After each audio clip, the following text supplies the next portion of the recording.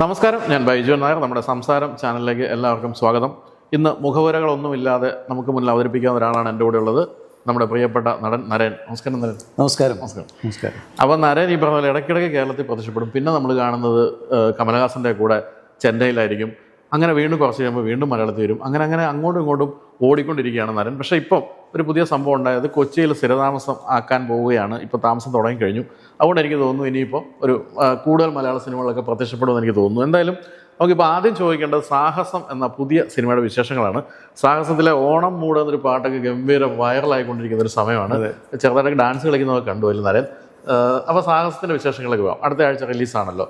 എന്ത് തരം സിനിമയാണ് സാഹസം? ഒരു ഇപ്പോഴത്തെ ന്യൂ ജനറേഷൻ ഭാഷയിൽ പറയുകയാണെങ്കിൽ ഒരു ജഗപുക പടയാണ്. പെട്ടെന്നൊരു ജോണർ പറയാൻ പറ്റില്ല. Well scripted. ഇതിൽ മെയിൻലി ഫൺ എലിമെന്റ്സ് ആണ്. ത്രില്ലറുണ്ട്, ഒരു ആക്ഷൻ്റെ ഫീൽ കിട്ടുന്ന സംഭവമുണ്ട്, ചേസും. പിന്നെ ഒരു under current through out the film ഒരു ഡാർക്ക് ഹ്യൂമർ ഉണ്ട്. ഹ്യൂമർ ബേസ്ഡ് ആണ് basically. And it's very interestingly ഒരു ക്രാഫ്റ്റ് ഉള്ളൊരു സിനിമയാണ്. വെറുതെ ഒരു തമാശകളും പറഞ്ഞു പോകാറുണ്ട് ഇതിൻ്റെ മേക്കിങ്ങിലൊക്കെ. അപ്പോൾ ഇതിൻ്റെ ഡയറക്ടർ തന്നെയാണ് ഇതിൻ്റെ റൈറ്റർ, ബിപിൻ കൃഷ്ണ എന്ന് പറഞ്ഞിട്ട്. പുള്ളിയുടെ രണ്ടാമത്തെ സിനിമയാണ്. ആദ്യത്തെ സിനിമ 21 grams എന്ന് പറഞ്ഞ പടമായിരുന്നു. വളരെ ഇൻ്റലിജൻ്റ്ലി സ്ക്രിപ്റ്റഡ് ആണ്. ഒരു എളുപ്പമുള്ള ജോണർ അല്ല അത്. പക്ഷേ കുറച്ച് ഇൻ്റലിജൻറ്റ് ക്രൗഡിനും ഇഷ്ടാവുന്ന സിനിമ, അല്ലാത്തവർക്കും ഇഷ്ടാവുന്ന, അങ്ങനെ ജസ്റ്റ് ഫണ്ണായിട്ട് കാണുന്നവർക്കും. സോ ഒരു പക്ക എൻ്റർടൈനർ എന്ന് പറയാം. അങ്ങനെ ഒരു എനിക്ക് തോന്നുന്നു നരൻ അത്തരം സിനിമകളിൽ പൊതുവെ അങ്ങനെ നരനെ കണ്ടിട്ടില്ല. കാരണം ഇപ്പം മലയാളത്തിൽ വരുന്നതെല്ലാം ഇപ്പം രോമാഞ്ചം, ആവേശം എന്നൊക്കെ പറഞ്ഞുള്ള തരം. അത് ഞാൻ ഒന്നാമത് ഈ പറഞ്ഞ പോലെ ഈ ഒരു കാല് ഇവിടെയും ഒരു കാല് അവിടെയും വെച്ചിട്ട് എവിടെയും ഇല്ലാത്തൊരവസ്ഥയുടെ ഒരു സംഭവം ഫേസ് ചെയ്യാൻ തുടങ്ങിയിട്ട് കുറേ വർഷങ്ങളായി. അപ്പോൾ ആക്ച്വലി അത് എൻ്റെ ഒരു ഇതിന് മുമ്പ് എനിക്ക് അങ്ങനെ എക്സാമ്പിൾസും ഉണ്ടായിരുന്നില്ല. എന്ന് വെച്ചാൽ എല്ലാ ഇൻഡസ്ട്രിയിലും നമ്മളൊരു ആർട്ടിസ്റ്റ് ഒരു ഇൻഡസ്ട്രിയിൽ ഒരു മാർക്കറ്റ് ഉണ്ടാക്കിയതിന് ശേഷമാണ് വേറെ ഇൻഡസ്ട്രിയിലേക്ക് പോകുന്നത്. പക്ഷെ എനിക്ക് അങ്ങനെ ആയിരുന്നില്ല. എനിക്കിവിടെ ഇൻഡസ്ട്രിയിൽ ഒരു മാർക്കറ്റ് ഉണ്ടാവുന്നതിന് മുമ്പ് തന്നെ തമിഴ് ഇൻഡസ്ട്രിയിൽ ഒരു അവസരം കിട്ടിപ്പോയി. അച്ചുവിൻ്റെ അമ്മ എന്ന് പറഞ്ഞ സിനിമ റിലീസിന് മുമ്പ് തന്നെ എൻ്റെ ഫസ്റ്റ് തമിഴ് സിനിമ കമ്മിറ്റ് ചെയ്തു ഞാൻ. അത് കമ്മിറ്റ് ചെയ്യാൻ വേണ്ടിയിട്ടുമല്ല. ആ ഡയറക്ടർ വന്നു, തൃശ്ശൂർ വന്നു, വീട്ടിൽ വന്ന് കഥ പറഞ്ഞു. മിഷ്കിൻ എന്ന് പറഞ്ഞ ഡയറക്ടർ. അപ്പോൾ ഞങ്ങളുടെ കോമൺ ഫ്രണ്ട്. അപ്പോൾ കോമൺ ഫ്രണ്ട് അടുത്ത് ഞാൻ പറഞ്ഞത്, ഞാനിപ്പോൾ തമിഴിൽ കഥ കേൾക്കുന്നില്ല, കാരണം ഇപ്പോഴാണ് ഒരു ചാൻസ് അന്വേഷിച്ച് നടന്ന് മലയാളത്തിൽ ഫോർ ദ പീപ്പിൾ ചെയ്തു, അച്ചുവിൻ്റെ അമ്മ ചെയ്തു. ഇത് സത്യനന്ദിക്കാട് സാറിൻ്റെ പടമാണ്. ഇത് കഴിഞ്ഞാൽ നമുക്ക് നല്ലൊരു പോസിബിലിറ്റിയാണ്. അപ്പോൾ ഇപ്പോൾ നമ്മൾ ബ്രാഞ്ച് ഇതൊക്കെ വെൽ പ്ലാൻഡ് ആയിരുന്നു. അപ്പോൾ പുള്ളി പറഞ്ഞു, നീ ഇന്നൊരു കാര്യം ചെയ്യും, കഥ കേട്ട് വേണ്ടെന്ന് പറഞ്ഞു. ഞാൻ പറഞ്ഞു, അങ്ങനെ ഇതിന് പറയാൻ വേണ്ടി ഇയാൾ ചെന്നൈയിൽ നിന്ന് വരെ തൃശ്ശൂർ വരേണ്ട കാര്യമുണ്ടോ? പറഞ്ഞു, അല്ല, നായികമാരെ തപ്പി എന്തായാലും നാട്ടിൽ വരുന്നുണ്ട്. അപ്പോൾ എന്തായാലും നിൻ്റെ ഫോട്ടോ ഒക്കെ കണ്ടിട്ട് അയാൾക്ക് ആവശ്യം ഒരു ന്യൂ കമ്മർ വേണമായിരുന്നു, വിത്ത് കുറച്ച് സിനിമയെക്കുറിച്ച് അറിയുന്ന ഒരാൾ. ഞാൻ പഠിച്ചത് ഛായാഗ്രഹണ, സിനിമാറ്റോഗ്രാഫി. അപ്പോൾ എൻ്റെ ഫിലിം ഇൻസ്റ്റിറ്റ്യൂട്ടിൽ എൻ്റെ കൂടെ എൻ്റെ സീനിയറായ ഒരാളാണ് ഈ ഫ്രണ്ട്. അപ്പോൾ അവൻ പറഞ്ഞു മിഷ്കിൻ്റെ അടുത്ത്, കോളേജിൽ പഠിക്കുമ്പോൾ ഒരുത്തന്നെ എനിക്കറിയാം, ക്യാമറമാനാണ്, പക്ഷെ അഭിനയിക്കാനാണ് ഭയങ്കര ആഗ്രഹം. മലയാളത്തിലൊരു പടം ചെയ്തിട്ടുണ്ട് ഫോർ ദ പീപ്പിൾ. അതിൻ്റെ വേണമെങ്കിൽ ക്ലിപ്പിങ്സ് എന്തോ അത് കണ്ടപ്പോൾ അന്ന് അയാൾ പോയി കാണാമെന്ന് പറഞ്ഞിട്ട് വരികയോ. കഥ കേട്ടപ്പോൾ നോ പറയാൻ പറ്റിയില്ല. ഇതാണ് സംഭവം. നമ്മളെന്തായാലും പോകുന്നില്ല. പക്ഷെ അങ്ങനെ ഗംഭീര സ്ക്രിപ്റ്റ്, ഒരു ഡയറക്ടർ ഒരു first shot to last shot അഭിനയിച്ച് കഥ പറഞ്ഞു അഭിനയിച്ചുകൊണ്ട് കഥ പറഞ്ഞ്. അപ്പം ഞാനിതെങ്ങനെ നോ പറയും, അങ്ങനെ പോയതാണ്. അപ്പോൾ അത് പക്ഷേ 9 മാസം എടുത്തു 60 ദിവസത്തെ ഷൂട്ട് തീരാൻ. അപ്പം കുറേ ഗ്യാപ്പ് വരും. അപ്പോൾ ഇറ്റ്സ് ഓൾ ലക്ക് ഓൾസോ. ഇപ്പം ഞാൻ അതിപ്പോൾ 3 മാസം കൊണ്ട് തീർത്താൽ മതിയായിരുന്നു. അപ്പോൾ ഇത് അതിനൊരു ഉപദേശകനൊന്നുമില്ല. കാരണം ഇപ്പോൾ സിനിമ പുതുതായിട്ട് വന്ന ഒരാളെ സംബന്ധിച്ച് ചിലപ്പോൾ നമുക്കൊരു കുറച്ച് മുതിർന്ന ഒരാളോട് എന്താ ചെയ്യേണ്ട ഒരു അവസരം അങ്ങനെയല്ല. ഇത് എന്ന് വെച്ചാൽ ഈ പടം ഡിലേ ആവുന്നത് നമ്മുടെ ആരുടെയും കയ്യിലല്ല. ഇപ്പോൾ ഉപദേശിക്കാൻ പോകുന്ന ആൾക്ക് പറയാൻ പറ്റില്ലല്ലോ, പുതിയ ടീമാണ്, ഈ പടം ഇറങ്ങുമോ ഇല്ലേ എന്ന് വരെ അത് പറയാം. കഥ ചെയ്യണോ വേണ്ടി എന്നുള്ളത് ചോദിക്കാം. പക്ഷെ അത് ഞാൻ ഇതുവരെ ചോദിച്ചില്ല. I have been touch wood from day one been clear about it. അന്ന് എൻ്റെ അടുത്ത് കുറേ പേര് ചോദിച്ചു, ഇതെന്താ പുതിയ ഡയറക്ടർ, പുതിയ പ്രൊഡ്യൂസർ, എന്ത് ധൈര്യത്തിലാണ്. ഞാൻ കുറേ പേരെടുത്ത് ഈ കഥ പറഞ്ഞു. അതാണ് ഈ മുതിർന്നവരല്ല, പലവരുടെ അടുത്ത് പറഞ്ഞതുകൊണ്ട് നീ ഇതാണോ ആദ്യത്തെ പടമായിട്ട് ചെയ്യാൻ പോകുന്നത്. അപ്പം എനിക്കിത് ഗംഭീരമായിട്ട് തോന്നി. പക്ഷെ അവർക്ക് ആർക്കും അത് തോന്നിയില്ല. 9 മാസം കഴിഞ്ഞ് ഭാവനയായിരുന്നു നായിക. ഭാവന ലാസ്റ്റ് ഷെഡ്യൂൾ വരുമ്പോഴേക്കും ഭാവന 4 മലയാളം സിനിമ ചെയ്തു കഴിഞ്ഞു. ഇനി എനിക്ക് ഗെറ്റപ്പ് ചേഞ്ച് കാരണം വേറെ പടം ചെയ്യാൻ പറ്റുന്നില്ല. അപ്പം ഇങ്ങനത്തെ തടസ്സങ്ങൾ നമുക്ക് ആർക്കും ഫോഴ്സ് ചെയ്യാൻ പറ്റില്ല. ഈ പ്രൊഡക്ഷൻ ഡിലേസ് നമുക്ക് ഒരു പടം വരുമ്പോൾ തന്നെ ഇത് നടക്കുമോ, ഐ മീൻ പടം നല്ലതാണോ അല്ലേ, കഥ നല്ല, അത് നമുക്ക് ജഡ്ജ് ചെയ്യാം. മറ്റത് നമുക്ക് അറിയാൻ പറ്റില്ല. പക്ഷെ ആ ജഡ്ജ്മെന്റ് മോശമൊന്നും ആയില്ല. ചിത്രം അത് അറൌണ്ട് 125 days ഓടി പടം. മിഷ്കിനാണെങ്കിലും ഇപ്പൊ അത് കഴിഞ്ഞപ്പോൾ എല്ലാവരും പറഞ്ഞു നിന്റെ ഡിസിഷൻ കറക്റ്റ്. അപ്പം പക്ഷെ ഞാൻ പറഞ്ഞതെന്ന് വെച്ചാൽ അപ്പോൾ ഇവിടെ മാർക്കറ്റ് വരുന്നതിന് മുമ്പ് അവിടെ എന്നാൽ അവിടെ നിന്ന് കഴിഞ്ഞ് വീണ്ടും ഇവിടെ. അപ്പം അങ്ങനെ അത് ആയതുകൊണ്ടുള്ള ഒരു പ്രോബ്ലം ഉണ്ട്. പക്ഷെ നാരായൺ ഇപ്പം ഈ ചെന്നൈയിൽ ജീവിതം തുടങ്ങിയതിന് ശേഷം മലയാള സിനിമ വന്ന വലിയൊരു മാറ്റങ്ങളുണ്ടല്ലോ ഇപ്പോഴത്തെ. അതാണ്. അപ്പം ഞാൻ ദിസ് ഇസ് വാട്ട് ഈ ചോദിച്ചതെന്ന് വെച്ചാൽ when the new generation came, I was not part of this team. അപ്പോൾ എനിക്കറിയുന്നില്ല ആരാണ് എവിടെയാണ്. എല്ലാവരും മീറ്റ് ചെയ്യുമ്പോൾ കാണുമ്പോൾ അറിയാമെന്നല്ലാണ്ട് I am not here to ഒരു സോഷ്യലൈസ് ചെയ്യാനോ ഒരു ഫ്രണ്ട്ഷിപ്പിന്റെ ബേസിൽ പോകാനോ. സിനിമ പലപ്പോഴും അങ്ങനെയാണ് പലപ്പോഴും വരിക. അപ്പൊ ഇപ്പൊ ഈ സാഹസത്തിൽ വന്നപ്പോഴത്തേക്ക് അവിടെ എല്ലാം പുതിയ മീൻസ് തുടക്കക്കാരൊക്കെയാണല്ലോ. അങ്ങനെ ഉണ്ടായിരുന്നു എല്ലാവരുടെയും കൂടെ അഭിനയം. ആക്ച്വലി ഇറ്റ് ഇസ് ലൈക്ക് ഇങ്ങനെ ഒരു ഞാനിതിന് മുമ്പ് ഈ കുറച്ച് നാളിന് ശേഷം പിന്നെ ചെയ്തത് 2018 ആണ്, 2018 നമ്മുടെ ഫ്ലഡ്സിൻ്റെ. അപ്പോൾ അതെനിക്കൊരു ഭയങ്കര ഒരു ഓപ്പർച്യൂണിറ്റി ആയിരുന്നു. പിന്നെ അത് ഞാൻ ഓൾറെഡി ആസിഫും നമ്മുടെ ലാലേട്ടനൊക്കെ ആയിട്ട് മുമ്പ് വർക്ക് ചെയ്തിട്ടുണ്ട്. അപ്പോൾ ഐ ന്യൂ ദം. എൻ്റെ സെഗ്മെൻ്റൊക്കെ അവരായിട്ടായിരുന്നു. ഇതോ പടത്തിൽ പലവരും ഉണ്ടെങ്കിലും അപ്പോൾ അവരായിട്ട് ഇതായതുകൊണ്ട് I was very comfortable there and I was very happy. അങ്ങനെ ഒരു എന്താ പറയുക, ഒരു മിക്സഡ് പലവരുമായിട്ടുള്ളൊരു ടീമിൻ്റെ ഒരു ഭാഗമായി. പക്ഷേ ഈ പടം എങ്ങനെയാണെന്ന് വെച്ചാൽ ഇത് എല്ലാവരും ഒരുമിച്ച് വർക്ക് ചെയ്യുന്നൊരു പാറ്റേൺ ആയിരുന്നു. അപ്പോൾ എനിക്ക് ഇവരായിട്ടുള്ള സീൻസ് കുറവാണെങ്കിലും ഒരു ദിവസം ഞങ്ങളെല്ലാവരും ഉണ്ടായിരുന്നു സ്പോട്ടിൽ. ഇപ്പോൾ ചിലപ്പോൾ എൻ്റെ സീനായിരിക്കും, ചിലപ്പോൾ അവരുടെ സീനായിരിക്കും. അപ്പോൾ ഈ ന്യൂ ജനറേഷൻ്റെ എനർജി വൈബ് ഭയങ്കര ഇൻട്രസ്റ്റിംഗ് ആയിരുന്നു. The way they think, the way they talk, and I always liked it. ഇപ്പോൾ ഞാൻ ഈ ചെന്നൈയിൽ നിൽക്കുമ്പോഴും ഞാൻ എപ്പോഴും അറിയാം ഓരോ പടം ഇത് I am missing something big എന്നറിയാം. അപ്പോൾ and I always try to be part of it. പക്ഷേ കറക്റ്റ് എന്തെങ്കിലും കാരണവശാൽ എനിക്ക് എപ്പോഴും പ്രൊഡക്ഷൻ ഡിലേസ് ഭയങ്കര എന്നെ പലപ്പോഴും ഭയങ്കരമായിട്ട് ഡൗൺ ആക്കിയിട്ടുണ്ട്. അപ്പോൾ അത് നെഗറ്റീവായിട്ടുണ്ട്. പലപ്പോഴും ചില പടങ്ങൾ 5-8 മാസമൊക്കെ പോകുമ്പോൾ ഇവിടെ ബേസിക്കലി ദേ തിങ്ക് ദറ്റ് ഇയാൾക്ക് മലയാളം താല്പര്യമില്ല. സം പീപ്പിൾ ആർ ലക്കി, അവിടെ പോയി പെട്ടെന്ന് വർക്ക് തീർത്ത് വരാം. പക്ഷെ എനിക്ക് ആദ്യം മുതലേ എങ്ങനെയാണ് പ്രശ്നം, ഇറ്റ് ഈസ് ഫ്രൂട്ട്ഫുൾ. ഇപ്പൊ ഈ പറഞ്ഞ ചിത്രം പേജരി പോലെ it is fruit, but it is taking time. ഇപ്പൊ അത് 3 മാസം കൊണ്ട് തീർക്കാമായിരുന്നു, പക്ഷെ അല്ല ഞാൻ പറയാം. ഇപ്പൊ ഇവിടെ വന്നപ്പോൾ I am like this was something very new for me. And ബിബിനും തന്നെ ദ എനർജി എന്ന് പറയുന്നത് ഡയറക്ടർ ബിബിൻ കൃഷ്ണ, ഇതിൻ്റെ ക്യാമറമാൻ ആൽബി. ഇത് ശരിക്കും പറഞ്ഞാൽ ഭയങ്കര എളുപ്പമുള്ളൊരു സിനിമയല്ല, പക്ഷേ ഇവർ 45 ഡേയ്സിൻ്റെ ഉള്ളിൽ അത്രയും ഫാസ്റ്റ് വർക്കായിരുന്നു. സോ അത് ഈ സിനിമയിലുണ്ട്.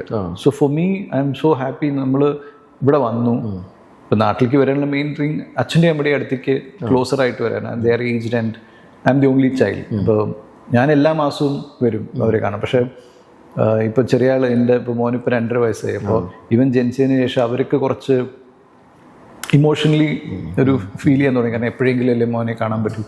I said let's come. അപ്പോൾ ഐ എം ഹാപ്പി നൗ. അപ്പോൾ അവർ തൃശ്ശൂർ, ഞാൻ എറണാകുളത്താണ്, ഇറ്റ്സ് ക്ലോസ് ബൈ. അപ്പോൾ ഇവിടെ വന്ന സ്ഥിതിക്ക് now anyways I M concentrating.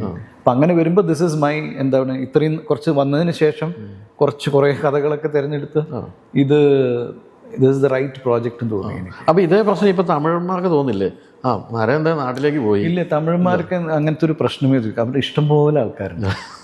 അവർക്ക് ഇപ്പം നമുക്കിവിടെ 10 നടന്മാരാണെങ്കിൽ അവർ മാർക്കറ്റ് വാല്യൂ ഉള്ള 45 നടന്മാർ ഇപ്പോൾ എഴുതി കഴിഞ്ഞാൽ കാണാൻ പറ്റും പല രീതിയിൽ. പലവർക്കും മലയാളികൾക്ക് പലവരുടെ പേര് അറിയ പോലും ഇല്ല. അപ്പോൾ അങ്ങനത്തെ ഒരു സെഗ്മെന്റ് ഉണ്ട് അവിടെ. അപ്പോൾ അവിടെ പ്രശ്നമില്ല. എങ്കിൽ പോലും അങ്ങനെയുള്ളവരുടെ നിന്നാണല്ലോ വിക്രത്തിലേക്കൊക്കെ സെലക്ട് ചെയ്യപ്പെടുന്നത്. അപ്പം ഞാൻ ഇവിടെ വന്നത് പലവർക്കും അവിടെ ഞാൻ അങ്ങനെ പറഞ്ഞിട്ടില്ല. ഞാൻ പിന്നെ വന്നു എന്ന് മാത്രം. Half the time I am there. അതുകൊണ്ട് I spend a lot of time there also. എൻ്റെ ബേസ് അവിടെ വിട്ടു വരാനൊരു മടിയുണ്ട്. അപ്പോൾ എന്തായാലും ഇവിടെ വരാൻ തീരുമാനിച്ച ഉടൻ തന്നെ സാഹസം പോലുള്ള സിനിമ കിട്ടിയത് എന്തായാലും ഒരു എനിക്ക് തീർച്ചയായിട്ടും എനിക്കൊരു ഇത് നല്ലൊരു it's come out well also. നന്നായി വന്നു. എന്തായാലും ആ സിനിമയ്ക്ക് എല്ലാവിധ ആശംസകളും. Thank you. അപ്പോൾ നമുക്ക് കുറച്ചൊന്ന് ജീവിതത്തിലേക്ക് പോകാം. പിന്നെ അപ്പോൾ ഈ ഇവിടുന്ന് ഡിഗ്രി കഴിഞ്ഞതിന് ശേഷം, തൃശ്ശൂരിൽ നിന്ന് ഡിഗ്രി കഴിഞ്ഞതിന് ശേഷം അടയാർ ഇൻസ്റ്റിറ്റ്യൂട്ടിലേക്ക് സിനിമോട്ടോഗ്രാഫി പഠിക്കാൻ പോയല്ലോ. അന്ന് നരേൻ്റെ കൂടെ പഠിച്ച ആരെങ്കിലും ഇപ്പോൾ പ്രൊഫസറായ സിനിമോട്ടോഗ്രാഫേഴ്സ് ഉണ്ടോ? എൻ്റെ ക്ലാസ്മേറ്റ് അയാങ്ക് ബോസ് എന്ന് പറഞ്ഞിട്ടൊരു കക്ഷി. അയാങ്ക് ബോസ് ഞങ്ങൾ സിനിമാറ്റോഗ്രാഫി ക്ലാസ്മേറ്റ് ആയിരുന്നു. അദ്ദേഹത്തിൻ്റെ അച്ഛൻ അരുൺ ബോസ് ഇവിടെ പ്രസാദ് ലാബിൽ സൗണ്ട് ഡിപ്പാർട്ട്മെൻറ്റിലായിരുന്നു, സൗണ്ട് ഹെഡായിരുന്നു. അപ്പോൾ ബോസ് ഇപ്പോൾ ബോംബെയിൽ ഹി ഈസ് ഡൂയിങ്, ഇപ്പോൾ എന്നല്ല ആദ്യം മുതൽ തന്നെ ഹി ഈസ് ഡൂയിങ് ഗുഡ്. അവൻ എനിക്ക് ചെറിയൊരു പാര തന്നിട്ടായിരുന്നു പോയത് ആദ്യം തന്നെ. എന്ന് വെച്ചാൽ ഞാനന്ന് രവി കെ ചന്ദ്രൻ സാറിൻ്റെ അസിസ്റ്റൻ്റായിട്ട് വർക്ക് ചെയ്യാം എന്നുള്ളൊരു സംസാരം ഉണ്ടായപ്പോൾ അദ്ദേഹം ബോസ് രാജീവ് മേൻ്റെ അസിസ്റ്റൻ്റായിരുന്നു. പെട്ടെന്ന് അപ്പോൾ ബോസ് ഓൾറെഡി കണ്ടുകൊണ്ടേനിൽ രാജീവ് സാറിൻ്റെ അസിസ്റ്റൻ്റായിട്ട് അതിൽ രവി കെ സാർ ഉണ്ടായിരുന്നു ക്യാമറ ചെയ്യാൻ. അപ്പോൾ ഓൾറെഡി വർക്ക് ചെയ്തതുകൊണ്ട് ഞാനിതൊക്കെ പ്ലാൻ ചെയ്തിരിക്കുമ്പോൾ ഇവനൊരു ദിവസം വിളിച്ച് പറയണു, bus I join Ravi K. ഞാൻ പറഞ്ഞു അല്ല, ഞാൻ അവിടെ രവി കെ സാർ ചോദിച്ചു. അപ്പോൾ കാരണം ഓൾറെഡി പരിചയമുണ്ട്, അപ്പോൾ എനിക്ക് ഇവരാരെയും അറിയില്ല. അപ്പോൾ ഞാൻ പറഞ്ഞു ഇപ്പോൾ പുള്ളി പറഞ്ഞു Rajeev sir is a good option. അപ്പം ഞാൻ obviously is a good option. അപ്പം ഞാൻ തീരെ പ്രതീക്ഷിച്ചില്ല. അങ്ങനെയാണ് ഞാൻ രാജീവ് മേനൻ സാറിൻ്റെ അടുത്ത് ഇൻ്റർവ്യൂ അറ്റൻഡ് ചെയ്തിട്ട് തന്നെയാണ്, അല്ലാണ്ട് ആരും പറഞ്ഞുകൊണ്ടല്ല. കാരണം കുറേ പേരുണ്ടായിരുന്നു അറ്റൻഡ് ചെയ്യാൻ. അപ്പം അങ്ങനെ 1-2 പേരെ സെലക്ട് ചെയ്യുന്നതിൽ എന്നെ സെലക്ട് ചെയ്തു. അപ്പോൾ boss is somebody who is become big. പുള്ളി ചെന്ന ഉടനെ അവിടെ Umrao Jaan, Dostana, Student of the Year, വലിയ വലിയ പടങ്ങൾ, കൈറ്റ്സ്, അങ്ങനെയൊക്കെ പടങ്ങൾ ചെയ്തിട്ടുള്ള ഒരാളാണ്. He's doing really good. അപ്പോൾ നരേൻ എന്തുകൊണ്ടാണ് സിനിമോട്ടോഗ്രാഫിയിൽ വളരെ താല്പര്യം എടുത്തു അത് പഠിച്ചിട്ട്? പക്ഷേ അല്ല, ഞാൻ ഈ സ്കൂൾ മുതലേ അഭിനയിക്കാനായിരുന്നു ആഗ്രഹം. ഇനി കമലഹാസൻ തലയ്ക്ക് കയറിയിട്ടാണ്, അതൊരു പ്രശ്നമായിരുന്നു. നമ്മൾ ഈ VHS കാസറ്റ്സ് ആണല്ലോ. അപ്പോൾ അച്ഛനമ്മി ഉറങ്ങി കിടക്കുമ്പോൾ നമ്മൾ പതുക്കെ റൂമിൽ നിന്ന് ഇറങ്ങി കാസറ്റ് ഇട്ട് സൗണ്ടൊക്കെ ഓഫ് ചെയ്ത് മ്യൂട്ട് ചെയ്ത് അല്ലെങ്കിൽ പതുക്കെ സൗണ്ട് ഇട്ട് 9ാം ക്ലാസ്സും 10ാം ക്ലാസ്സിലൊക്കെ ഉള്ള കാര്യമാണ്, 8, 9, 10ഒക്കെ. അപ്പോൾ അച്ഛനും അമ്മയ്ക്കൊക്കെ ഇത് കണ്ട് ടെൻഷൻ അടിച്ച് ചിലപ്പോൾ ചീത്ത പറയും, അടിയും, ഇതൊക്കെ സ്ഥിരമുള്ളതായിരുന്നു. അപ്പം ഞാൻ അത് കഴിഞ്ഞ് കുറേ പറയണം അഭിനയിക്കണം, ആക്ടിങ്, സിനിമ. അപ്പം സ്കൂളിലൊക്കെ സിനിമ അല്ല നാടകത്തിൽ അഭിനയിക്കലൊക്കെ ഉണ്ടായിരുന്നു? ഒന്നുമില്ല. ഞാൻ 10ാം ക്ലാസ് വരെ ദുബായിലാണ് പഠിച്ചത്. ശരി. ഷാർജ, അബുദാബിയിലായിരുന്നു.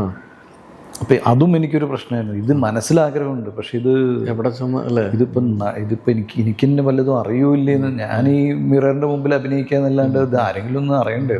ഏതെങ്കിലും സിനിമാക്കാരെ പരിചയമുണ്ടോ, കുടുംബ സുഹൃത്തുക്കളോ? അങ്ങനെ ആ ഭാഗമേ എംപ്റ്റിയാണ്, ഒരു സൈഡും ഇല്ല. അങ്ങനെ ഞാൻ +2 പഠിക്കുമ്പോൾ തൃശ്ശൂർ വന്നു, +2 പ്രീ ഡിഗ്രി പഠിക്കാൻ. അവിടെയും ഡ്രാമയിൽ ഇതുപോലെ സീനിയേഴ്സിൻ്റെ അടുത്ത് ചോദിച്ചപ്പോൾ അവർ പറഞ്ഞു ഇത്തവണ ഞങ്ങൾ ചെയ്യുന്നില്ല. ഭയങ്കര ആദ്യം പറഞ്ഞു ഞങ്ങൾ കൺസിഡർ ചെയ്യാമെന്നൊക്കെ പറഞ്ഞു. ഞാൻ ഭയങ്കര ഹാപ്പി ആയിട്ട് ആദ്യമായിട്ട് ഡ്രാമ അഭിനയിക്കാൻ പോകും. അപ്പോൾ അവർ പറഞ്ഞു, അവിടെ യൂണിവേഴ്സിറ്റി ബെസ്റ്റ് ആക്ടർ ഉണ്ടായിരുന്നു.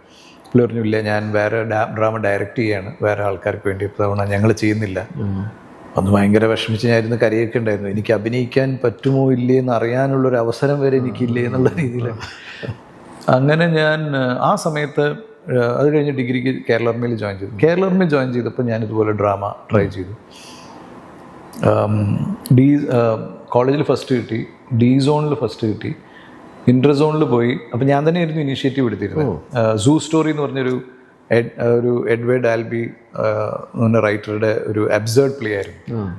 2 പേരേ ഉള്ളൂ നാടകത്തിൽ. അപ്പോൾ ഞാനും വേറൊരു സൂരജ് എന്ന് പറഞ്ഞൊരു friend, which is more difficult. 2 പേര് മാത്രമായിട്ട് നാടകമ്പോൾ അത് ഞാൻ അറിഞ്ഞില്ല. സ്കൂൾ ഓഫ് ഡ്രാമയിലെ സ്റ്റുഡൻസ് ആയിരുന്നു ഡയറക്റ്റ് ചെയ്തിരുന്നത്, തൃശ്ശൂർ സ്കൂൾ ഓഫ് ഡ്രാമയിൽ. അങ്ങനെ അതിൽ ഞങ്ങൾക്ക് ഇൻ്റർസോൺ ഫസ്റ്റ് കിട്ടി, യൂണിവേഴ്സിറ്റി ബെസ്റ്റ് ആക്ടർ കിട്ടി എനിക്ക് ആദ്യമായിട്ട്. അപ്പോൾ അപ്പോഴാണ് the moment they announced I thought okay this is ഒരു പോസിറ്റീവ് സൈൻ. പിന്നെ എൻ്റെ ഒരു ക്ലോസ് ഫ്രണ്ട് തേജസ് എൻ്റെ അടുത്ത് പറഞ്ഞു, I think so you can act നല്ല രീതിയിൽ. ഫസ്റ്റ് കിട്ടിയൊന്നും പുള്ളിക്ക് പ്രശ്നമില്ല. അപ്പോൾ അയാളുടേത് എനിക്ക് ഭയങ്കര ഇമ്പോർട്ടൻ്റ് ആയിരുന്നു, അവൻ്റെ judgement.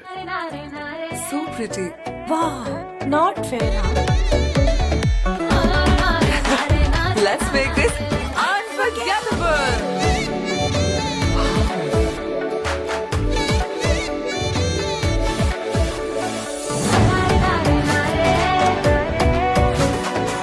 Make every wedding unforgettable with Joya Lucas Diamond Wedding Collection.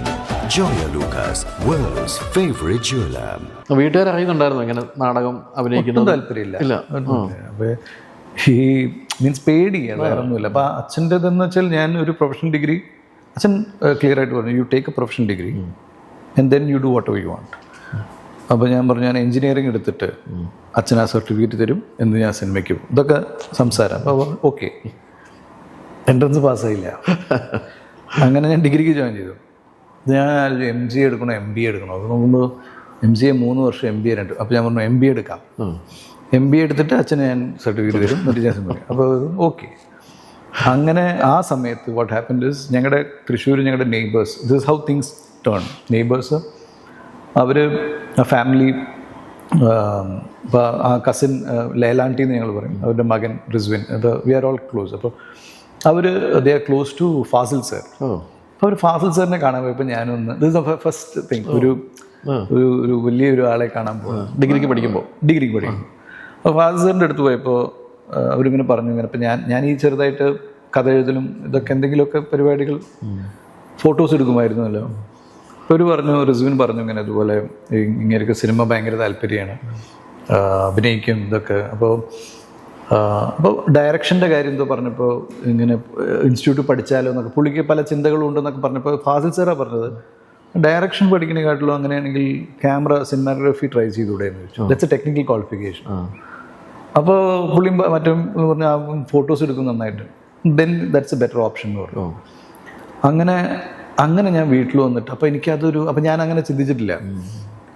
നമ്മൾ ഈ ക്യാമറയുടെ മുമ്പിൽ നിൽക്കാനാണല്ലോ, ഈ ക്യാമറയുടെ പിന്നിലത്തെ കാര്യം ഞാൻ വീട്ടിലിതിപ്പോൾ എങ്ങനെ നോക്കിയാലും വർക്കൗട്ട് ആവണില്ല. ഞാൻ പറഞ്ഞു ഒരു ടെക്നിക്കൽ ക്വാളിഫിക്കേഷൻ ആണെങ്കിലോ, അപ്പോൾ ആക്ടിങ് സമ്മതിക്കില്ല, ഡയറക്ഷൻ സമ്മതിക്കില്ല. അപ്പോൾ അങ്ങനെ കുറേ കഴിഞ്ഞപ്പോൾ അച്ഛന് വിചാരിച്ചിട്ടുണ്ടാവും എത്രയോ വർഷങ്ങളായി ഇത് ചോദിക്കുന്നു. അങ്ങനെ ഡിഗ്രി ഫൈനൽ ഇയർ ആയപ്പോൾ അച്ഛൻ പറഞ്ഞു ടെക്നിക്കൽ ക്വാളിഫിക്കേഷൻ ആണെങ്കിൽ ഒന്ന് ട്രൈ ചെയ്യും. എനിക്ക് തോന്നുന്നു മാക്സിമം മിനിമം എന്തെങ്കിലും ഒരു അറ്റ്ലീസ്റ്റ് ഒരു ചെറിയൊരു സ്റ്റുഡിയോ ഇട്ടിട്ട് ഇരിക്കാലോ എന്നൊക്കെ വിചാരിച്ചിട്ടുണ്ടാവും. Worst come worst. അങ്ങനെ ഞാൻ പൂനെ ഇൻസ്റ്റിറ്റ്യൂട്ടിൽ അപ്ലൈ ചെയ്തു, ചെന്നൈ അടയാർ ഇൻസ്റ്റിറ്റ്യൂട്ടിൽ അപ്ലൈ ചെയ്തു. പൂനെയിൽ കിട്ടിയില്ല, അടയാറിലാണ് അഡ്മിഷൻ കിട്ടിയത്. അങ്ങനെയാണ് ഞാൻ സിനിമാറ്റോഗ്രഫിയിലേക്ക് വരുന്നത്. സോ ആക്ച്വലി ഫാസിൽ സാർ പറഞ്ഞതിൻ്റെ ഒരു that is the first seed. അവിടെ നിന്നാണ് ആ തോട്ട് വരുന്നത്. അതിനുശേഷം നിങ്ങൾ കണ്ടിട്ടുണ്ടോ ഫാസിൽ സാറിനെ? ഞാൻ കണ്ടിട്ടുണ്ട്. പറഞ്ഞിട്ടുണ്ടോ? ഞാൻ ഫാസിൽ സാറിൻ്റെ അടുത്ത് ഇത് മെൻഷൻ ചെയ്തിട്ടുണ്ടോ എന്ന് എനിക്കറിയില്ല. ഞാൻ ഫാസിൽ സാറിൻ്റെ അടുത്ത് ചാൻസ് അന്വേഷിക്കാൻ പോയിട്ടുള്ളതാണ്. പിന്നെ അപ്പോൾ ഞാനിങ്ങനെ മെൻഷൻ ചെയ്തിട്ടില്ല. അപ്പോൾ ഈ സിനിമാറ്റോഗ്രാഫി എന്ന് പറഞ്ഞാൽ മനസ്സിൽ പോലും ഇല്ലാത്തൊരു കാര്യമാണ് പഠിക്കാൻ പോയത്. അത് എത്രത്തോളം ഇൻവോൾവ് ആകാൻ പറ്റിയപ്പോൾ? ഇല്ല, എനിക്ക് ബേസിക്കലി സിനിമയോടുള്ള ക്രാഫ്റ്റ് ഭയങ്കര ഇൻട്രസ്റ്റഡ് ആയിരുന്നു. It's not that I don't like. ഞാൻ ഈ ഇപ്പോൾ നമ്മൾ ഈ ക്ലാസ്സിൽ ടൂർ പോകുമ്പോൾ ഫ്രണ്ട്സിൻ്റെ കൂടുമ്പോൾ സ്റ്റിൽസ് എടുക്കുമ്പോൾ ഞാൻ സ്റ്റിൽസ് എടുക്കുമ്പോൾ I use to like it. So I like photography. It's not that I don't like. അപ്പോൾ പ്രോബ്ലി എനിക്ക് ഡൗട്ട് ഉണ്ടായിരുന്നു ഡയറക്ഷൻ വേണോ ആക്ടിങ് വേണോ. ഡയറക്ഷൻ ആണെങ്കിൽ ഡെഫിനറ്റ്ലി സിനിമാറ്റോഗ്രഫിയിൽ ഓൾവേസ് ഹെൽപ്പ് അല്ലേ, അങ്ങനെ ഒരു താല്പര്യം. What will make you happy കുറേ കഴിഞ്ഞപ്പോൾ ദെൻ ഇറ്റ് വാസ് ആക്ടിങ്. നമ്മൾ ഈ കമൽ ഫാക്ടർ എപ്പോഴും അങ്ങനെ ഇടിച്ചുകൊണ്ടേയിരുന്നു. അപ്പോൾ അങ്ങനെയായിരുന്നു ഇതിലേക്ക് വന്നത്. I mean once I entered, പിന്നെ എൻ്റെ ക്ലാസ്സിലൊരു സലിൽ എന്ന് പറഞ്ഞിട്ടൊരു എൻ്റെ ഒരു ക്ലാസ്മേറ്റ് ഉണ്ടായിരുന്നു. സലിൽ കൊല്ലത്തുകാരനാണ്. സലിൽ സിനിമേനെ വളരെ സീരിയസ് ആയിട്ട് കാണുന്ന ഒരാളും one of the most talented guys I have seen. അപ്പോൾ പുള്ളി എൻ്റെ റൂംമേറ്റ് വരുന്നു. അപ്പോൾ I use to see cinema from his. അപ്പോൾ പുള്ളി ഡയറക്ഷനും ഞാൻ ക്യാമറയും. അപ്പോൾ പുള്ളിയുടെ ഞങ്ങൾക്കൊരു ടീം ഉണ്ടാവും. എല്ലാ വർഷവും ഷോർട്ട് ഫിലിം ചെയ്യണം, mise en scene break down, 4 minute നേരം 4 മിനിറ്റ്, പിന്നെ ഫൈനൽ ഇയറിന് ഒരു 15-20 മിനിറ്റ് നേരത്തെ ഒരു ഷോർട്ട് ഫിലിം. പുള്ളിയുടെ ക്യാമറമാനായിരുന്നു ഞാൻ. അപ്പോൾ പുള്ളി ഭയങ്കര വിഷ്വൽ ഭയങ്കര ഇതായതുകൊണ്ട് അതിന് മാച്ച് ചെയ്യാൻ വേണ്ടി ഞാൻ പഠിച്ചേ പറ്റൂ എന്നുള്ള ഒരു കാര്യമുണ്ടായിരുന്നു. എന്നാൽ ഞാൻ ക്ലാസ് കട്ട് ചെയ്ത് അല്ലെങ്കിൽ ക്ലാസ്സിൽ നിന്ന് ഞാൻ ഈ ആക്ടിങ് ക്ലാസ്സിലൊക്കെ പോയി ഇടയ്ക്ക് നോക്കിയത് എന്താ സംഭവം. അപ്പോൾ അവർ പറയും ഈ ക്യാമറ സ്റ്റുഡൻറ്റ് തന്നെ ഇങ്ങനെ എന്നെ പണ്ടേ എന്നൊക്കെ പറയും. അപ്പോൾ അതും എനിക്കൊരു പ്രശ്നമാണ്. പിന്നെ ഞാൻ ഈ ക്യാമറ വർക്ക് ചെയ്യുമ്പോൾ ആക്ടിങ് സ്റ്റുഡൻസിനെ വെച്ചിട്ടാണ് ചെയ്യുന്നത്. ഞാൻ ഇതിൻ്റെ പിന്നിൽ എനിക്ക് മുമ്പിൽ പോയിട്ട് അഭിനയിച്ച് കാണിച്ചു കൊടുക്കണം എന്നൊക്കെ ഉണ്ട്. പക്ഷെ ഞാനാണല്ലോ ഇതിൻ്റെ പിന്നിൽ നിൽക്കുന്നത്. അപ്പോൾ ഇങ്ങനത്തെ ഒരു കോൺഫ്ലിക്റ്റിംഗ് തിങ്സ് ആയിരുന്നു അന്ന്. ബട്ട് ഐ വാസ് കൂടെ പഠിക്കുന്നവർക്ക് അറിയായിരുന്നു അഭിനയമാണ് അൾട്ടിമേറ്റ്. എന്താ പ്രശ്നം എല്ലാവർക്കും അറിയായിരുന്നു. അപ്പോൾ എന്നെ മാഷന്മാരും ഞാൻ എൻട്രി ചെയ്യുമ്പോൾ തന്നെ നടികർ വന്നിട്ടായ ഉക്കാർ. അപ്പോൾ അത് എനിക്ക് ആദ്യമൊക്കെ നമുക്ക് വിഷമം, പിന്നെ നമുക്കത് ഓക്കെ എൻജോയ് ചെയ്തു. അല്ല, അതുകൊണ്ടാണ് എൻ്റെ സീനിയർ മിഷ്കിൻ്റെ അടുത്ത് പറഞ്ഞത്. അപ്പം ഞാനത് മിണ്ടാതിരുന്നിരുന്നെങ്കിൽ ചിലപ്പോൾ പറയില്ലായിരുന്നു.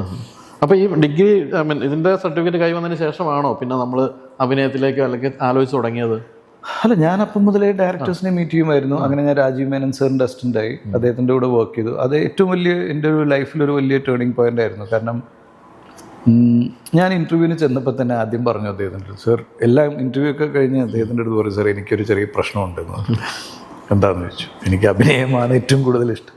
അപ്പോൾ എൻ്റെ ക്ലാസ്മേറ്റ്സ് ഒക്കെ പറഞ്ഞു ഒരു കാരണവശാലും, കാരണം വലിയ സിനിമാറ്റോഗ്രാഫർ, വലിയ ക്യാമറമാനാണ്, is a director cum cameraman, is an ad ഒരു ആഡ് പ്രൊഡക്ഷൻ ഹൗസ് ഉണ്ട്, ആക്ടറുമാണ് അല്ലേ? അത് പിന്നീട്. ബട്ട് അന്ന് basically is not interested in acting. ഇപ്പോഴാണ് നൗ ഈസ് ജസ്റ്റ്. അപ്പോൾ ഞാനെന്താ വെച്ചാൽ മണിരത്നം സാറിൻ്റെ ഒക്കെ പടം പുള്ളി ക്യാമറ വർക്ക് ചെയ്യും എന്നൊക്കെ ഉള്ളൊരു സംസാരങ്ങളുണ്ടായിരുന്നു, വിച്ച് ഇസ് ഓൾവേസ് ഫാസിനേറ്റ്സ് അസ്. അപ്പോൾ എൻ്റെ അടുത്ത് പറഞ്ഞു ഒരിക്കലും നിൻ്റെ ഈ ആഗ്രഹമൊന്നും പറയരുത്, then why should they take you, ശരിയല്ലേ, എത്ര പേര് വെയിറ്റ് ചെയ്യുന്നുണ്ട്. അങ്ങനെ ഞാൻ പക്ഷേ ഓപ്പൺ അപ്പായിട്ട് പറഞ്ഞു അങ്ങനെ എനിക്ക് പുള്ളി അപ്പോൾ പതുക്കെ പുള്ളി നല്ലോണം സംസാരിച്ച് പെട്ടെന്ന് ഇത് കേട്ടോണ്ട് നമുക്ക് പറഞ്ഞ് ചിന്തിച്ച് ഞാൻ വെച്ച് പോയി. പുള്ളി പറഞ്ഞു C don't chase 2 rabbits at the same time, you will end up losing both. അപ്പോൾ ഞാൻ നിന്നെ ഒരു ക്യാമറമാൻ ആക്കാം, ദെൻ യു ഡിസൈഡ് എന്ന് പറഞ്ഞു. അതെനിക്ക് ഭയങ്കര ഒരു റിലീഫ്. അപ്പോൾ നമ്മുടെ ഗുരുനാഥനെ അറിയാം നമ്മുടെ പ്രശ്നം എന്താണ്. Okay fine. 6 മാസം കഴിഞ്ഞു. ഞാൻ അങ്ങനെ ചാൻസ് അന്വേഷിച്ച് നടക്കുക. അപ്പോൾ ഇത് ഫിലിംസ് ആണോ രാജീവൻ അപ്പോൾ ചെയ്തിരുന്നത് അതോ ആഡ് ഫിലിംസ്? ആഡ് ഫിലിംസ് ആണ് ഫുൾ ചെയ്തിരുന്നത്. ഞാൻ ചെയ്തപ്പോൾ അദ്ദേഹത്തിൻ്റെ കൂടെ നിന്നപ്പോൾ മോർണിംഗ് രാഗ എന്ന് പറഞ്ഞിട്ട് ഒരു ഇന്ത്യൻ ഇംഗ്ലീഷ് ഫിലിമാണ് പുള്ളി ക്യാമറ വർക്ക് ചെയ്തിട്ടുള്ളത്. അപ്പോൾ അതിന് മുമ്പ് ഞാൻ 2 വർഷത്തിൽ 2-3 തവണ റിസൈൻ ചെയ്തു. സർ എനിക്ക് അഭിനയിക്കാൻ പോകണം. എന്നിട്ട് ഞാൻ ട്രൈ ചെയ്യും, ഒന്നും നടക്കില്ല, തിരിച്ചു വരും. പുള്ളി അക്സെപ്റ്റ് ചെയ്യും, കുഴപ്പമില്ല. പുള്ളി എന്തോ നന്മ നല്ലത്. അപ്പം അങ്ങനെ 2ാമത്തെ തവണ പോയപ്പോൾ പുള്ളി പറഞ്ഞു നീ പോയിട്ട് നീ 2 വർഷം ട്രൈ ചെയ്യും, ഒന്നും നടന്നില്ലെങ്കിൽ തിരിച്ചു വരാം. ഞാൻ പറഞ്ഞു ഇല്ല മാഷ, ഇത്തവണ ഞാൻ വരില്ല, ഞാൻ ഇതായിട്ടേ വരൂ എന്നൊക്കെ പറഞ്ഞു. പോകുന്നത് ഞാൻ എവിടേക്ക് പോകാൻ, ഞാൻ ചെന്നൈയിലാണ് താമസം. അപ്പോൾ ഈ ചാൻസ് അന്വേഷിച്ച് നടക്കുന്നത് വീട്ടുകാരെ അറിയാതിരിക്കാൻ വേണ്ടി, തൃശ്ശൂർ അച്ഛനും അമ്മയും അറിയാതിരിക്കാൻ, ഒറ്റ മോനാണല്ലോ, അറിയാതിരിക്കാൻ വേണ്ടി ഞാൻ അവിടെ തന്നെ താമസിക്കും. പിന്നെ ക്യാമറ പഠിച്ചിട്ടുണ്ട്, അത്യാവശ്യമായിട്ട് ജീവിക്കാനുള്ള ഒരു വെഡ്ഡിങ്ങിൻ്റെ ഇതിന് പോകും, ചർച്ചിൻ്റെ ഇതിന് പോകും, കോർപ്പറേറ്റ് ആഡ് ചെയ്യും, എന്തെങ്കിലുമൊക്കെ ഒക്കെ ചെയ്ത് തുടങ്ങുകയാണ്. കാരണം രാജീവ് സാറിൻ്റെ അടുത്ത് ജോയിൻ ചെയ്തിട്ടില്ലല്ലോ. അപ്പോൾ ഇതൊന്നും നടക്കില്ല. ഞാൻ അവിടെ പോയപ്പോൾ ഓരോരുത്തർ പറയുമല്ലോ അടുത്ത ഈ റോള് കിട്ടും, അവിടെ 3 മാസം വെയിറ്റ് ചെയ്ത് പോയി.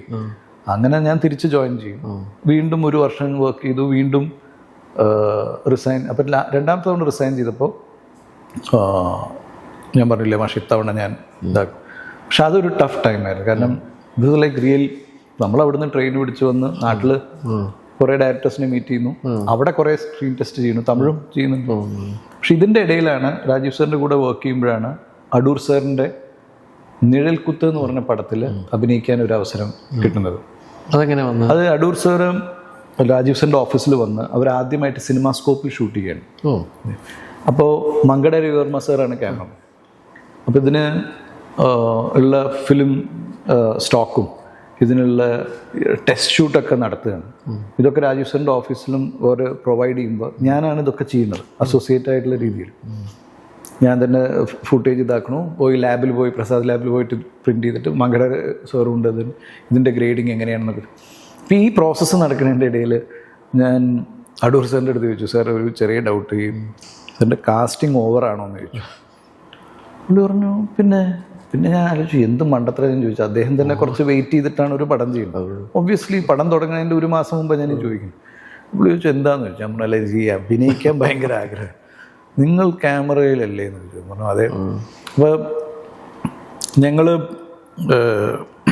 കാറിൽ അദ്ദേഹത്തിൻ്റെ കൂടെ ട്രാവൽ ചെയ്തപ്പോൾ അന്ന് ഒരു ഇറാനിയൻ ഫിലിം ഫെസ്റ്റിവൽ ഉണ്ടായിരുന്നു. അപ്പോൾ എന്തോ എനിക്ക് അടൂർ സാറിൻ്റെ കൂടെ കാറിൽ ട്രാവൽ ചെയ്യും, എന്ത് സംസാരിക്കുന്ന ഒരു പിടുത്തില്ല, എന്താണ് സംസാരിക്കുക, കുറേ നേരം ആലോചിക്കും എന്തപ്പോൾ സംസാരിക്കും.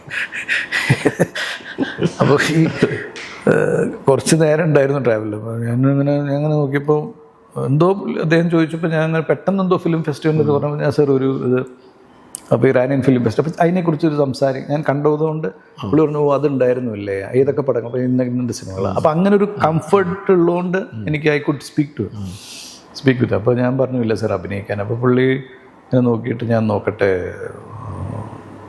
കാസ്റ്റിംഗ് ഒക്കെ ഓവറാണ്, ഞാൻ നോക്കട്ടെ എന്ന് പറഞ്ഞു. പിന്നെ ഞാൻ വീണ്ടും ഈ പറഞ്ഞ പോലെ അപ്പോൾ പുള്ളി പറഞ്ഞിട്ട് ഒരു ഫോട്ടോ വേണമെന്ന് പറഞ്ഞു. ഫോട്ടോ കൊടുത്തു. അങ്ങനെ രാജീവ് സാറിൻ്റെ ചില സ്പെഷ്യൽ ലെൻസുകൾ ഉണ്ടായിരുന്നു, 10mm ലെൻസ്, 100mm ലെൻസ്, അന്നത്തെ ഇതൊക്കെ യൂസ് ചെയ്യാൻ വേണ്ടി കൊടുക്കുകയാണ്. അപ്പോൾ ആ സമയത്ത് ഞാൻ ഇങ്ങനെ ഓരോന്ന് വിളിച്ച് ചോദിക്കേണ്ടത്, സാർ ഇങ്ങനെ ഒരു ഇതാണ്. അപ്പം രാജു സാർ പറഞ്ഞു, ഇത് ലെൻസ് കൊടുക്കുന്നതുകൊണ്ട് you also go work, 1 month work ചെയ്തിട്ട് വരാൻ പറഞ്ഞു. It will be interesting. Mankada സാറിൻ്റെ കൂടെ അപ്പോൾ ഭയങ്കര ഒരു ഓപ്പർച്യൂണിറ്റി. പിന്നെ എനിക്ക് അറിയാത്തൊരു മേഖലയല്ലേ. അപ്പോൾ അതിൻ്റെ ഇടയിൽ അടൂർ സാർ പറഞ്ഞു, പിന്നെ സുനിൽ നിങ്ങൾ ഈ പടത്തിൽ അഭിനയിക്കുന്നുണ്ട് കേട്ടോ. അങ്ങനെയാണ് ഞാൻ ഭയങ്കര ഹാപ്പി ആയി. അല്ലല്ല, ഞാൻ ഇവിടുന്ന് ഈ ഒരു ചെറിയ ഹൈ8 മോണിറ്റർ ഉണ്ട് സാർ, അത് ഞാൻ എടുക്കുന്നുണ്ട് എന്നൊക്കെ പുള്ളിയുടെ അടുത്ത് വിളിച്ച് പറയാം. പുള്ളി നാട്ടിലാണ്. അങ്ങനെ ചെന്നൈയിൽ നിന്ന് ഞാൻ വിളിച്ച് പറയാം, ഇതും വരുന്നുണ്ട് ഞാൻ, അപ്പം ഞാനും ഇതിൻ്റെ കൂടെ വരുന്നുണ്ട് എന്നൊക്കെ പറയുന്നതിൻ്റെ ഇടയിലാണ് അദ്ദേഹം പറഞ്ഞത്. That is my first thing. അങ്ങനെ ഞാൻ ആ പടത്തിൽ അസിസ്റ്റന്റ് ക്യാമറമാൻ ആയിരുന്നു, ഒരു ചെറിയ വേഷവും ചെയ്തിരുന്നു. This my first thing. എന്നാലും ഫസ്റ്റ് പടം അടൂരിന്റെ പടം എന്ന് പറഞ്ഞാൽ അതും ഒടുവിൽ ഉണ്ണികൃഷ്ണൻ അദ്ദേഹത്തിന്റെയും സുകുമാരി ചേച്ചിയുടെയും മകനായിട്ടാണ്. അപ്പൊ അതൊരു ഭയങ്കര. ഞാൻ എന്നിട്ട് ചെന്നൈയിൽ വരുമ്പോൾ രാജീവ് സർ അല്ലേ ആള്, അവിടെ എല്ലാ സ്റ്റാഫിനെയും പുറത്ത് വെച്ചിട്ട് ചെണ്ടയൊക്കെ വെച്ചിട്ട് മാലയൊക്കെ ഇട്ടിട്ട് കളിയാക്കി. നടൻ വരും. പിറ്റേ ദിവസം മുതൽ അസിസ്റ്റന്റ് ക്യാമറമാനാണ്, ചീത്ത വെക്കാനുള്ളതാ. അപ്പൊ വീട്ടില് ഈ ഫസ്റ്റ് സിനിമ കണ്ടപ്പോ എന്താണ് പറഞ്ഞത് അവര്? ഞാൻ നടനെ കണ്ടെത്തിയോ അവര്? ഞാന് അച്ഛനമ്മയും I don't know, there like, ഞാനിങ്ങനെ പറഞ്ഞു അച്ഛനമ്മയും പടം കണ്ടില്ല. പടം കണ്ടു. പിന്നെ നമ്മുടെ ഇന്നലെ വേറൊരാളെ ഞാൻ പറഞ്ഞു, അല്ലമ്മേ ഈ പടം അത് ഞാൻ കണ്ടു, അത് നന്നായിട്ടുണ്ട്. അതല്ല ഇതിനൊരു അത് ഞാനൊരു പടം അഭിനയിച്ചത് വലിയ കാര്യമൊന്നും അവർക്ക്, ഇനിയിപ്പോൾ അവരത് ചെറിയൊരു വേഷമായ എന്താണെന്ന് എനിക്ക് മനസ്സിലായില്ല. പിന്നെ അവര് പ്രോബബ്ലി ദേ തോട്ട്, ഞാനും തന്നെ അവരുടെ അടുത്ത് പറഞ്ഞതെന്ന് വെച്ചാൽ, ഇങ്ങനെ അസിസ്റ്റന്റ് ക്യാമറമാനായി വർക്ക് ചെയ്യുന്നതുകൊണ്ടൊരു റോള് കിട്ടി, അപ്പം അങ്ങനെ എടുത്തിട്ടേ ഉണ്ടാവുള്ളൂ. അല്ലാണ്ട് ഞാൻ ഇതിലേക്ക് പോകുന്നു തീരെ വിചാരിച്ചിട്ടുണ്ടാവും. ഇതെപ്പോഴാന്ന് വെച്ചാൽ ഞാൻ റിസൈൻ ചെയ്ത് 2ാമത്തെ തവണ റിസൈൻ ചെയ്തപ്പോൾ വീട്ടിൽ പറഞ്ഞു. ആദ്യ തവണ ഒന്നും പറഞ്ഞിട്ടില്ല. പറഞ്ഞപ്പോഴാണ് അവർക്ക് മനസ്സിലായത് സംഭവം പണി പാളുപോകുന്നു. കാരണം അത്ര സീരിയസ് ഡിസിഷൻ എടുക്കുന്നു, ഞാൻ ആക്ടിങ്ങിന് പോകും എന്നുള്ളത് ചിലപ്പോൾ ഒരു പക്ഷെ അപ്പോഴായിരിക്കും അവർക്ക് ചിന്തിച്ചിട്ടുണ്ടാവും. അപ്പം അച്ഛന് സർട്ടിഫിക്കറ്റ് കൊടുത്തായിരുന്നു ആ സമയത്ത്? അതിന് MBA കഴിഞ്ഞില്ലല്ലോ.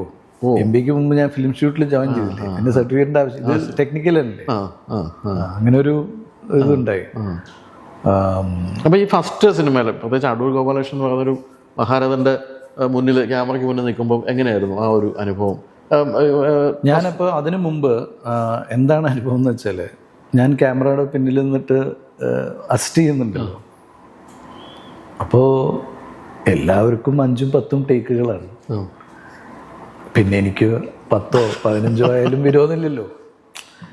സംഭവം അതായിരുന്നു കാര്യം.